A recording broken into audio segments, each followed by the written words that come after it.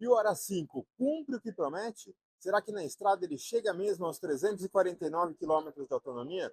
Bom, essa é uma das perguntas que vocês mais querem saber. Então agora, bora colocar na estrada e ver o que realmente acontece na prática com a autonomia do Hora 5. Bom, a gente vai sair de Diadema, em São Paulo, tá? Com destino a Monte Verde, uma cidade que já fica no estado de Minas Gerais. Segundo o Waze, ó, tá mostrando aqui 184 quilômetros. Agora são 9h10 da manhã. A gente vai chegar lá 11h48.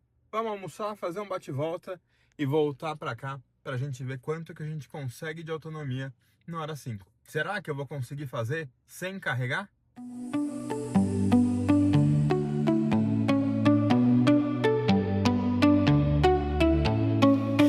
Bom, até aqui a gente rodou 103 quilômetros. Para quem conhece, estou quase chegando em Bragança Paulista, tá?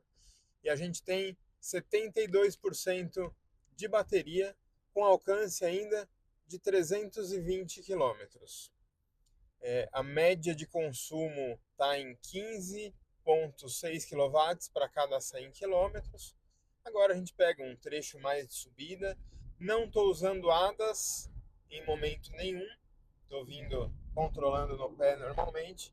Mantendo uma velocidade aqui sempre em torno de 100, 110 por hora, dentro do limite. Alguns momentos ali baixa um pouquinho para 80. Não tem trânsito, mas tem um tráfego normal de um domingão nas rodovias aqui de São Paulo. Então a gente segue aqui. Tem mais alguns quilômetros aqui, mais 80 quilômetros pela frente. E daqui a pouco você confere como chegou o Hora 5 lá em Camanducaia, Monte Verde, Minas Gerais. Se vai ter bateria ou não para a gente voltar. Bora!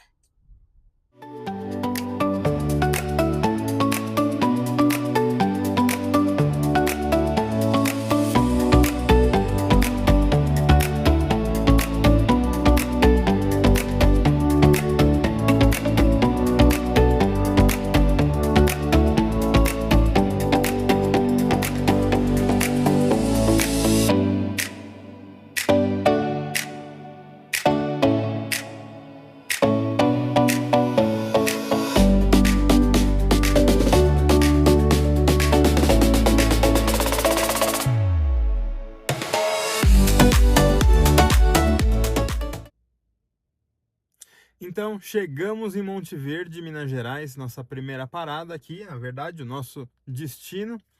E agora, mostrar um pouquinho para vocês como o carro se comportou nesse período.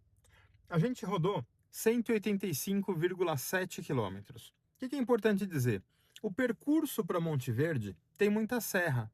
A gente está falando de uma cidade, para quem não conhece, que é muito parecido com a famosa Campos do Jordão, né?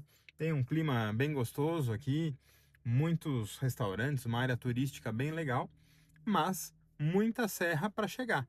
Então tem muita subida, algumas descidas, e a gente teve um consumo de 17 kW para cada 100 km rodados na média, desde que a gente zerou na partida com 185,7 km rodados. Em alguns pontos a gente chegou a bater até 18 kW para cada 100 km. Na volta eu acredito que a gente tenha um pouco mais de descida, o que vai contribuir com a regeneração. Mas eu gastei 54% da bateria, tendo agora aqui 46% de bateria restante, mas mostrando um alcance de 205 quilômetros. Ou seja, a gente tem um alcance maior do que a gente percorreu, mesmo tendo menos de 50% da bateria para rodar. Então agora resta saber o que está mais próximo da realidade, né? O nível de bateria, que a gente já gastou mais da metade, ou o alcance estimado, mesmo com o consumo que a gente está aqui agora de 17. Eu vim até aqui sempre tentando manter o limite das rodovias, então 100, 110 km por hora, alguns trechos eram 80, e na serra, que a gente realmente teve bastante redução de velocidade ali, por conta até da limitação das rodovias, do tráfego dos outros carros, então muita subida que a gente fez na casa dos 40 km por hora. Agora, conhecer um pouquinho de Monte Verde, almoçar e se preparar para o retorno e mostrar tudo para vocês. Enquanto isso, confere um pouquinho do que é Monte Verde.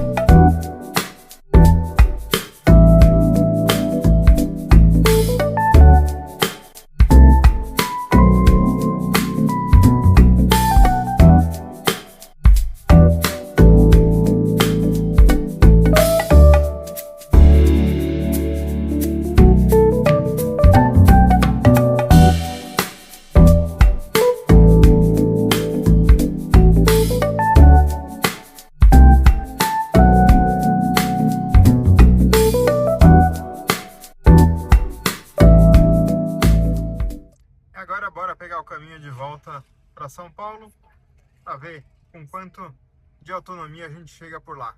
Se é que a gente vai chegar, né? Muita gente fala sobre regenerar energia, mas quem não convive ainda com o carro elétrico, às vezes não tem essa visão na prática. Quando eu cheguei lá em Monte Verde, tinha rodado 185 quilômetros e eu tinha 46% de bateria. Agora eu já rodei 212 quilômetros e tenho uma autonomia de 45% e 199 quilômetros de alcance contra os 205 que eu tinha lá.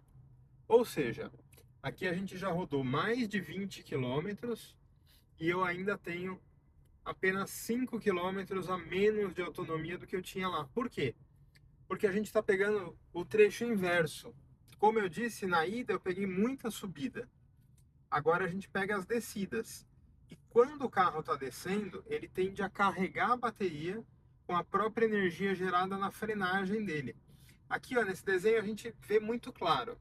Toda vez que eu tiro o pé do acelerador, essa energia vem e vem carregando a bateria. Quando eu acelero o carro, a gente muda essa rota, né? Então a energia está sendo gasta, a bateria fica aqui azulzinha, que é quando a energia está gastando conforme a gente está usando. Tiro o pé do acelerador, aqui meio que neutro, então ó, uma subidinha. Vou tirar o pé do acelerador, a gente já vai ver, ó, que automaticamente ele começa a recarregar a bateria. Isso faz com que a gente ganhe muita autonomia na viagem, dependendo do tráfego que a gente está fazendo. Então pensa assim, na estrada principalmente, a gente acelera muito mais do que tira o pé. Na cidade, toda vez que você vai parar num semáforo, que você tira o pé do acelerador, automaticamente você está regenerando. Então é pouco, é pouquinho, mas isso faz com que a sua autonomia aumente. Por isso que o carro elétrico normalmente tem mais autonomia na cidade, em trechos urbanos, do que na estrada. Na estrada é muito tempo acelerando, consumindo a energia e menos tempo que você tira o pé. Exceto quando você está numa serra, por exemplo, que a tendência é você ir com o carro mais embalado, você ir fazendo menos esforço da energia do carro ali, né? Mas, nesse exemplo claro que a gente está vivendo aqui, eu vim para uma cidade que é um monte, como o próprio nome já diz, né? Monte Verde, é uma cidade que fica no alto, então o caminho de ida gerou muita subida. Nesse caminho de volta a gente tende a ter um pouco mais de regeneração e provavelmente recuperar grande parte disso que a gente gastou aí no caminho de vinda. Então vamos embora, a gente vai falando um pouquinho mais no decorrer da viagem. Agora 214 quilômetros rodados e a gente deve chegar em São Paulo com em torno de 380 quilômetros de viagem. Lembrando, autonomia de 349, vamos ver se a gente supera mesmo no trecho rodoviário. 300 quilômetros rodados, tá 299,3 agora, e a gente segue com 24% de bateria, autonomia de 116 quilômetros. Então agora faltam 66 quilômetros para chegar e menos de 50 ou 49 para alcançar a autonomia do Inmetro. Então tudo indica que a gente vai superar a autonomia do Inmetro. Então, considerando que a gente tem de autonomia aqui, eu vou seguir até o fim da viagem. Caso alguma coisa mude, aí eu, claro, vou registrar e procurar algum lugar para carregar para chegar em segurança. Mas, pelo que a gente está vendo aqui, provavelmente a gente ultrapasse os 400 km de autonomia. Será que vai dar certo?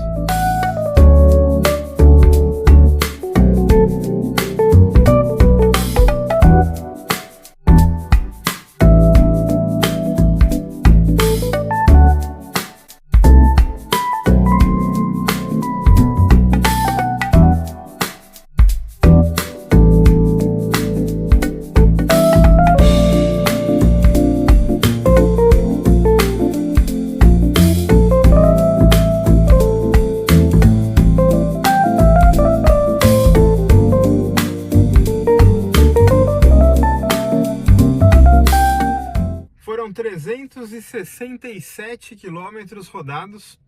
Estou chegando em casa, faltam um pouco mais aí de 900 metros e a gente conseguiu fazer esse teste de autonomia. Então, 367 quilômetros rodados e eu tenho 7% de autonomia ainda, que representam 33 quilômetros que eu ainda poderia rodar.